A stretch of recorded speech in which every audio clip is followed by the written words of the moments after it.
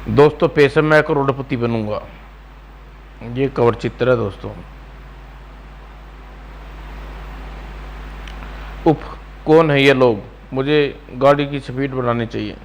तड़ तड़ तड़, बचाओ। आह, खून।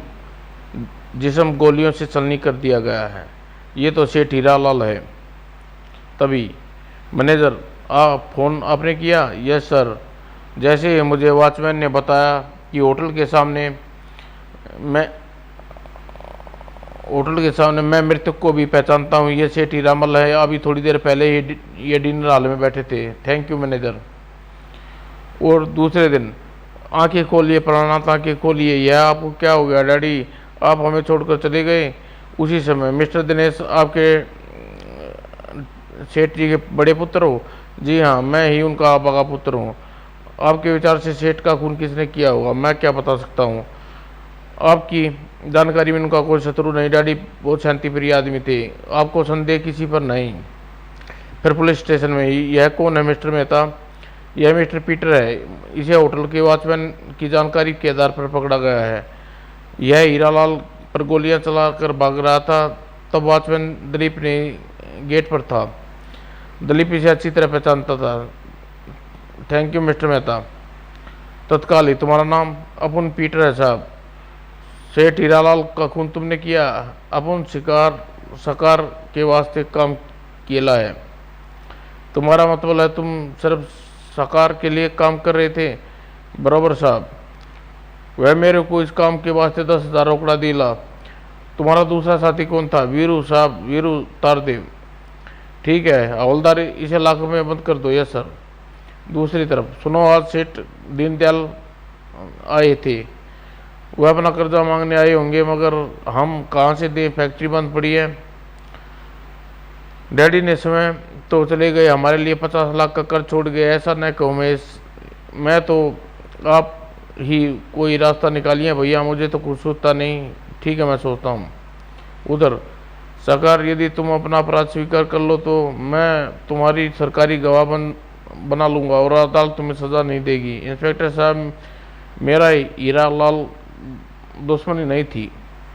2 दिन पहले एक अधेड़ आदमी मेरे पास आया, अर्थात खून तुमने उसके कहने पे किया? हाँ साहब, 40,000 में पटा था। उसका पता?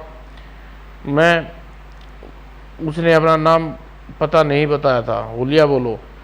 उम्र 40-45 साल, गंदा चेहरा, गोल गोल हल्की दाढ़ी, नज़र का चश्मा, बाएं पैर से लंगड़ा, शिकार सकार। यही वह सच है।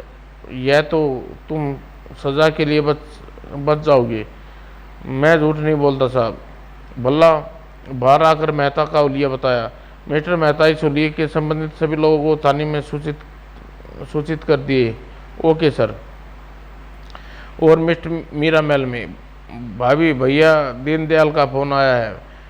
अभी किसी का फ़ोन पाकर बाहर गए हैं। बहुत खुश नज़र आ रहे थे। कहते थे कि अब जल्दी करोड़ों की दौलत मिल जाएगी, मगर इतनी दौलत लॉटरी से भी नहीं मिलती। मगर वह तो कह रहे थे। फ़ोन किसका आया था?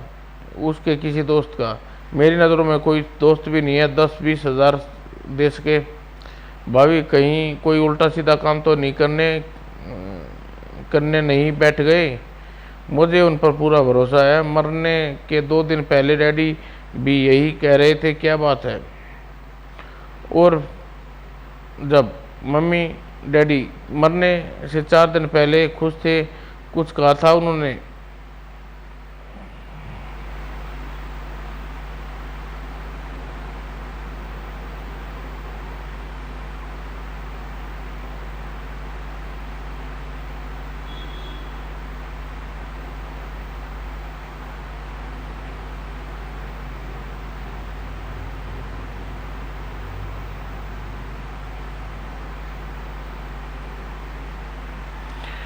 मन में व्यर्थ वहम न पालो बेटे।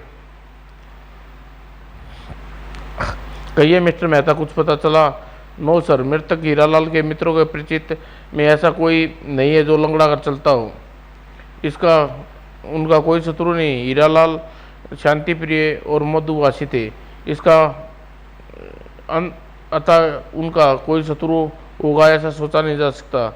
मगर आप यह तो मानते हैं कि कत्ल के पीछे कोई वजह ज़रूर होगी। जी हाँ, और वह वजह उसे नहीं जान सका। और फिर ड्यूटी रूम में, हेलो इंस्पेक्टर भल्ला स्पीकिंग। देखिए, मैं मीरा फ्लैश से महेश बोल रहा हूँ। वो कहिए मिस्टर महेश, सब ठीक है? इंस्पेक्टर, डैडी लाखों रुपए कर चढ़ा था। वह प्राय परेशान रहते थे, किंतु 4 दिन पहले बहुत खुश थे। कारण डैडी मम्मी से कहते थे उनका कर्ज उतर जाएगा। मैं आपका मतलब नहीं समझा। इंस्पेक्टर, मुझे लगता है रातों रात कर्ज उतारने के लालच में किसी स्मगलर के चक्कर में पड़ गए थे। कोई ऐसा व्यक्ति उनसे मिलने आता था, यह तो मैं नहीं जानता। थैंक यू, आपकी तफ्सीस को मैं इस बात में ध्यान रखूंगा। और उधर, भैया, क्या आप किसी से कर्ज लेने गए थे? नहीं नहीं, यह किसने कहा? भाभी कह रही थी कि आप करोड़ों की दौलत मिलने वाली है।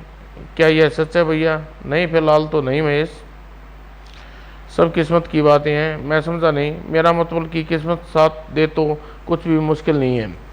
भैया की बहकी बातें कर रही हैं, मुझे मुनीम जी से पूछना पड़ेगा। और कुछ समय बाद ही, अरे छोटे मालिक, आप आइए आइए। नहीं मुनीम जी, बैठना नहीं है मुनीम जी, बस एक बात पूछनी है। पता नहीं भाई साहब को क्या हो गया, बहकी बातें कर रहे हैं। मतलब आज कह रहे हैं मुझे करोड़ों रुपए मिलने वाले हैं। करोड़ों तो नहीं, लाखों की। यानी आप, वह मेरे पास आए थे तो क्या आप उन्हें? मैंने वादा किया कि मैं उनका कर्ज उतार दूंगा। आपके पास इतनी रकम है? किस्मत की बात है छोटे मालिक, किस्मत की। मैं समझा नहीं। तब मुनीम ने महेश के कान में कुछ कहा। ओह, फिर आपका उपकार कभी नहीं भूलेंगे मुनीम जी। और इसके बाद यदि ऐसा हो जाए तो हम चिंताओं मुक्त हो जाएंगे।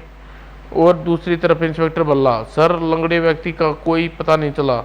मुझे लगता है उसका कातिल सकार ही है। मिस्टर मेहता, असली कातिल कोई दूसरा है। पीटर और वीरू तो सकार नहीं है, मगर खून तो वह एक अलग बात है। सकार ने पीटर और 20 में वीरू को किसी दूसरे के कहने पर खून कराया है। मिस्टर मेहता, हमें उस व्यक्ति की तलाश करना है। ठीक है ठीक है। तभी, हेलो इंस्पेक्टर भल्ला।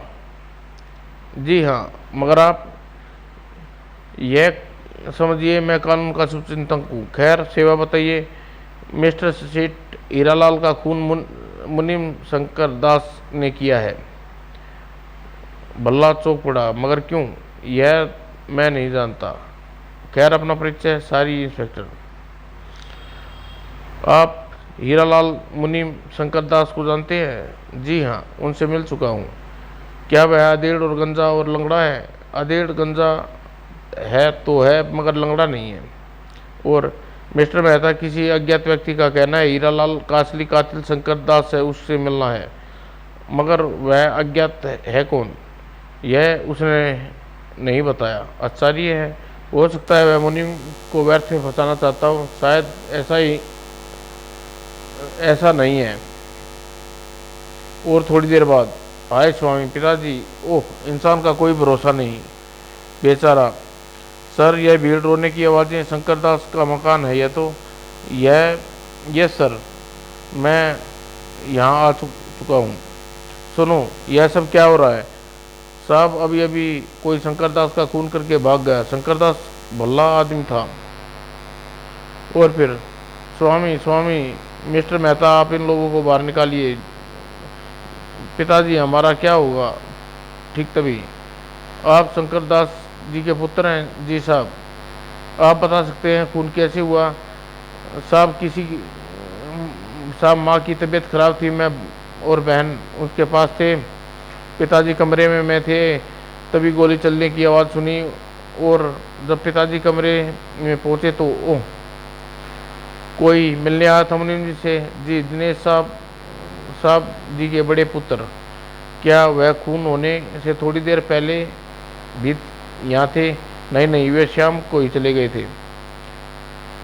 और इसके पश्चात, मिस्टर मेहता, आप यहाँ की कार्रवाई पूरी करें, मैं भी आता हूँ। Okay sir.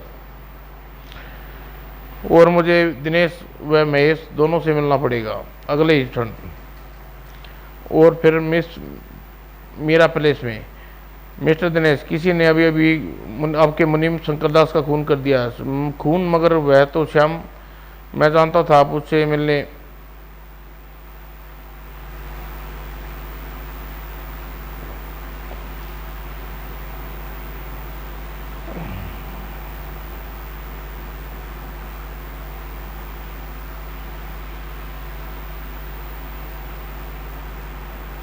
मिले थे। देखिए, मेरी फैक्ट्री बंद पड़ी है।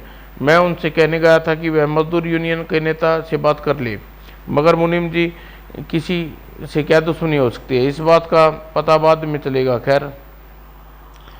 और पुलिस स्टेशन में, हेलो, मैं इंस्पेक्टर वही शुभचिंतक बोल रहा हूँ। वो आप मुझे अपना परिचय नहीं दे सकते? नहीं, मैं केवल सूचना नोट कीजिए। एक मिनट, आपने कहा था कि मिस्टर हीरालाल का खून मुनीम ने किया है। मेरी रिपोर्ट गलत नहीं होती। मिस्टर शंकरदास का खून किसने किया है? जिसने भी किया है वह भी मारा जाएगा। कौन मारा जाएगा? शंकरदास का हत्यारा। देखो, कानून से मजाक मत करो। खैर छोड़ो, आपको एक सूचना और दे रहा हूँ। कोई हीरालाल के बेटे दिनेश का खून कर सकता है, मगर कौन? उसका छोटा भाई महेश। एक भाई दूसरे भाई का खून क्यों, यह मैं नहीं जानता। अजीब बात है, आखिर यह अज्ञात शत्रु शिवचिंतक कौन है? तभी सर, संभाजित स्थानों पर फिंगरप्रिंट उठा लिए गए हैं, मगर लाश को पोस्टमार्टम के लिए भेज दिया गया है। पूछताछ करने पर कोई नई बात सामने आई? जी, दरअसल शंकरदास का कहना है कि वह जल्दी ही अमीर बनने वाला था। यह बात किससे कहता था वह? अपनी पत्नी और बेटे से। अजीब बात है, सेठ हीरालाल भी अपनी पत्नी से यही बात कहता था। क्या चक्कर है? मिस्टर महेश, आप दिनेश पर नजर रखिए। सर, क्यों? आपको उस पर संदेह है? नहीं नहीं, मैं सोचता हूँ कि दोनों खून का श्रृंखला कड़ियाँ हैं। लगता है दोनों ही अमीर बनने के लालच में किसी स्मगलर काम से जुड़ गए थे। और दूसरी ओर, महेश कुमार के डैडी का एक पत्र, एडवोकेट सिनाली बोल रहा हूँ। कहिए अंकल, आपके लिए क्या कर सकता हूँ? महेश, तुम्हारी किस्मत जाग गई है। तुम करोड़पति बन सकते हो, मगर कैसे? पहले वचन दो, किसी को नहीं बताओगे। Promise uncle. क्या तुम्हारे डैडी कोई रिश्तेदार विदेश में रहते थे? जी हाँ, उनके नाना जी कहते हैं। और यह भी सच है कि वह बहुत चाहते थे। आप ठीक कहते हैं। उनकी मौत हो गई है और अपनी संपत्ति तुम्हारे नाम लिख गई है। क्या क्या क्या सच कह रहे हैं? मैं बोला, झूठ बोलने की क्या जरूरत है? Thank you uncle, thank you. मगर उनने कुछ शर्तें हैं। कौन सी शर्त? उन्हें तुम अपने शाम को होटल क्वीन के डिनर हॉल में मिलो। और फोन कट गया। हे भगवान, तेरा लाख लाख धन्यवाद। और पुलिस स्टेशन में, अरे मिस्टर मेहता, आप बड़े बेचैन लग रहे हो, क्या बात है? सर, मैंने हीरालाल के बेटे दिनेश का पीछा किया। अच्छा, कहाँ है वह? वह हरीपुर रोड के खंडरों में। रात को खंडरों में क्यों? सर, ऐसा लगता है जैसे वह कुछ खोज रहा है। क्या वह अकेला है? सर, हाँ यस सर, बिल्कुल अकेला। सर, वह खंडर में तस्करी का माल पकड़ा गया था। मुझे संदेह है दिनेश का संबंध तस्कर गिरोह से तो नहीं। आप ठीक कहते हैं, हमें देखना होगा। ठीक है। दूसरी ओर, एडवोकेट इलानी यहाँ क्यों लेकर आए? यहाँ मुझे यह बताने के लिए तुम्हारा भविष्य की चाबी दिनेश हाथ में है और वह यही है। वसीयत के कागज दिनेश के पास हैं। ऐसा कैसे हो सकता है? दिनेश मेरी कोठी पर गया था और वह कागज चुराए और छिपाने यहाँ चला आया। क्या आप सच कह रहे हैं? चल कर अपनी आंखों से देख लो। और वह देखो, उस चट्टान को हटा रहा है। ओह भैया, मुझसे झूठ बोल रहे थे। दूसरे ही क्षण, मैं समझ गया भैया, आप किस आधार पर करोड़पति बनने चुराए गए कागज मुझे सौंप दो। कौन से कागज महेश? तुम यहाँ क्या कर रहे हो? मुझे वसीयत के कागज चाहिए। गिरबान छोड़ो महेश, कागज नहीं मिले तो मैं तुम्हारा खून कर दूंगा। तभी तड़ाक उसी क्षण आह, और दिनेश गिर पड़ा। और बताओ बताओ कागज कहाँ है? मैं कुछ नहीं जानता। और कस्वानी फंस गए मूर्ख, अब तुम दोनों को ही खत्म कर दूंगा। और तभी कौन? उसी समय लीजिए सर, मैं दिनेश मेहता को भी ले आया। थैंक यू, आप हथकड़ी पहनाइए। केशवानी अब अपना अपराध स्वीकार कर लिए। मेरा नाम विनोद है, मैं हीरालाल की फैक्ट्री में क्लर्क था। एक दिन मुझ पर 30,000 गबन का आरोप लगाया, मुझे जेल भिजवा दिया गया। मैं उसी दिन हीरालाल के परिवार को मिटाने का निश्चय किया, और जब जेल से छुटकर मैंने खजाने का नक्शा तैयार किया, वह नक्शा मैंने एक महात्मा के रूप में हीरालाल तक पहुंचा दिया।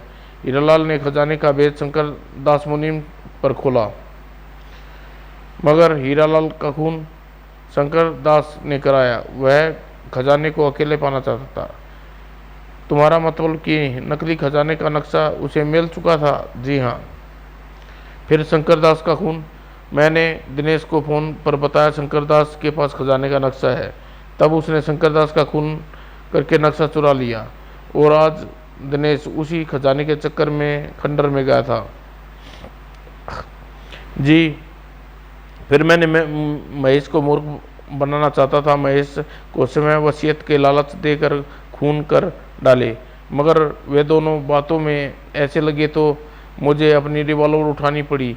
इस प्रकार से आपके हाथों अपनों को ख़त्म कराने की मेरी योजना थी। समाप्त दोस्तों।